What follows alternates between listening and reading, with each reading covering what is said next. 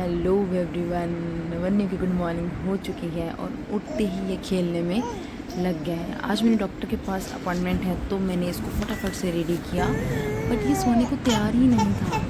12 बजे मुझे पहुंचना है और 11:43 पे मैं घर पे ही हूँ। बहुत मुश्किल से मैंने इसको सुलाया, फाइनली सो गया।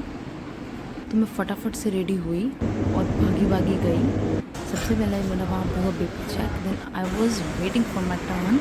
जब मैं घर पे आई और ये जाग रहा था, दादी के साथ खेल रहा था मेरी क्लॉक के साथ। क्या मैं फ्रूटी पीने लगी तो इसको भी फ्रूटी पीनी थी ठंडी ठंडी।